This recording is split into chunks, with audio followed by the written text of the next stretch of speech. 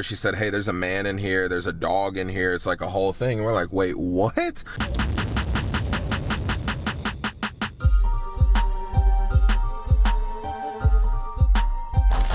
Well, what's up, guys? Welcome back to the channel. My name is Derek, aka Flippingahouse, and today is the day, guys. We are finally, after 6 long weeks, getting our squatter out of the house that we flipped. We listed it on the market. Squatter moved in about a week later, and here we are 5 weeks after that. It's been a whole process. I'll break everything down, but I gotta go to Home Depot to get some supplies, and then I gotta go meet the constable at about 10 o'clock, and it is an hour away, so let's get going.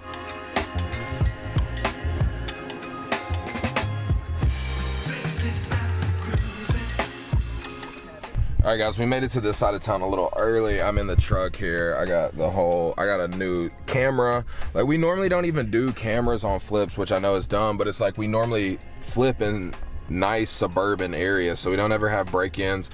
I always talk to the neighbors, so they always call me if there's issues.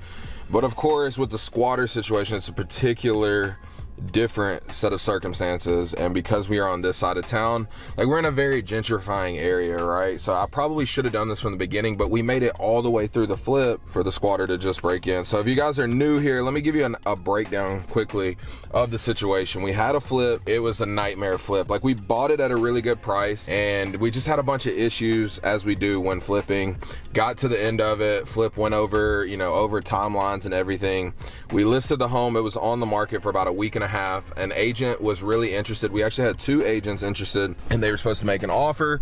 So they're like, hey, we're gonna do some second showings. Literally the day that they go to show the property, we get a call early in the morning that one of the agents is there. She said, hey, there's a man in here, there's a dog in here, it's like a whole thing. And we're like, wait, what?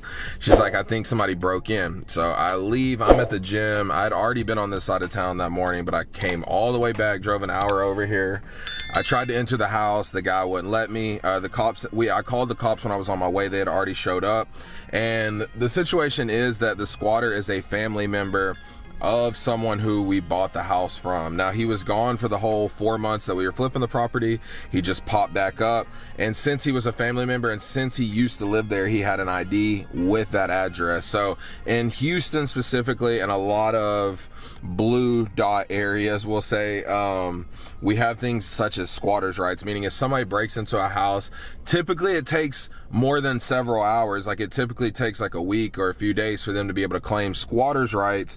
But because he had that ID, they called the DA, and unfortunately the DA didn't want to take the case. She said that it was basically a civil matter. All right, guys, so that's the house over there. Like I was saying, I mean, when you have a situation like this and they deem it a civil matter, you actually have to go to court and evict them like a traditional tenant. It's bullshit, but that's the laws. So that's what we did, and we were supposed to have court, and if you guys remember my last video, we were able to get him out temporarily because the night before court he made significant bomb threats all over some social media.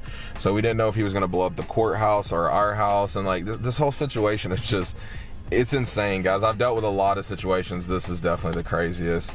So then we boarded up the house. We removed all his stuff because the cops told us we could, hoping that would deter him, so he wouldn't be able to get back in the house. Of course, he came back like 3 days later. The neighbors called me. Luckily we had court the following, that was on a Saturday. I think they released him on Tuesday. We had court. We won the case. The judge was very well aware of everything going on, given the bomb threats, the cops, because they had to come at 3 in the morning, and they took him to a psych ward for like 3 days. Court was canceled. So the judge was well aware. So then we had court, we won. After that, you have like 5 or 7 days, and then you can file a writ of possession, meaning that you're legally filing to get back ownership of your property where a cop comes out. So that's literally what we are waiting on at this exact moment. I'm waiting on the police to show up so that we can physically remove this motherfucker and get my house back, so I can just get it sold and make a profit. And given the numbers and everything and how cheap I bought it, I'm still gonna make money, but I've lost 6 weeks of the process. Like, I could have already closed this house. The woman that, like I said, the 2 realtors that came that day, they were gonna put in solid offers. So this is real estate, guys. I share this not to complain, not to be negative in any way. I'm just showing you guys the reality of what it's like being an entrepreneur. Like, there's always somebody trying to take shit off your plate, and we gotta fight for that, bro. Like, we're not about to lay down. So we're gonna see what happens when the police show up and they remove his dumb ass. You can see him pleading and shit. It ain't gonna matter. We already went to court. We already won.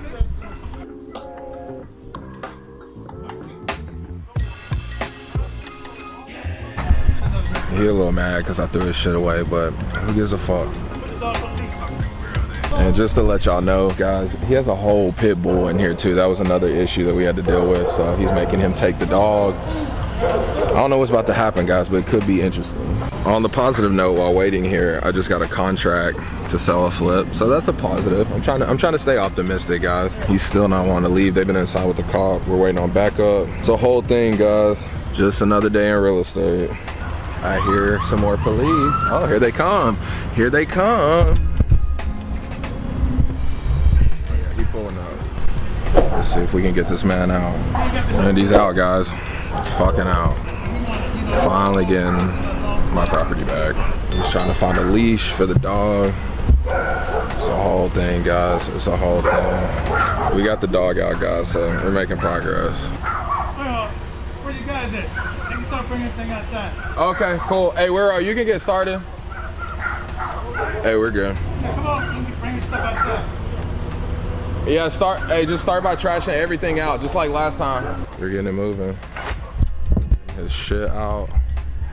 We got my people here cleaning everything out. I'm gonna just wait because he is a little sketchy. Let's see, that's him walking back in. They had to get the dog. They're trashing his shit out. Let's go see. We got random trees here. Let's see what we look like, guys. Got some blood on there. Stuff over the lights.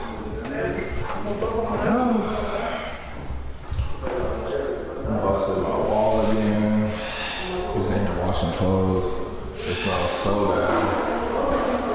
Damn dog, he broke my garage opener. This is the house, guys. Yeah, windows open. Dog shit all up in my house.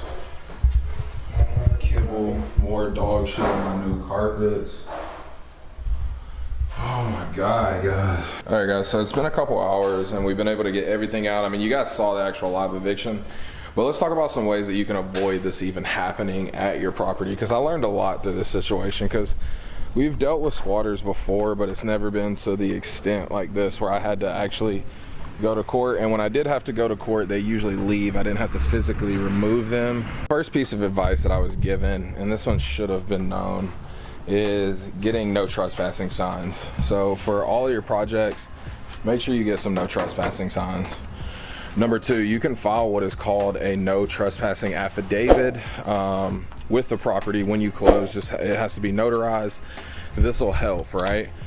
So no trespassing signs, no trespassing affidavit, and then number three, what you can do is you write a lease that is from the ownership, right? We own this house in a business, right? Very Fast Home Buyers. And then I would have a lease just to me or my business partner. But you want to have a lease in place, right? Because when the cops come and they try to kick him out and he's saying, oh, it's my property, if I would have just shown them a lease, they would have removed him from that property. Apparently, this is what I've heard. Now, I haven't tried this, but I'm giving you guys tips that I received from people reaching out throughout this entire process. And then the last thing that may be pretty common for you guys, but it's just not something that we normally do, is put cameras at your properties.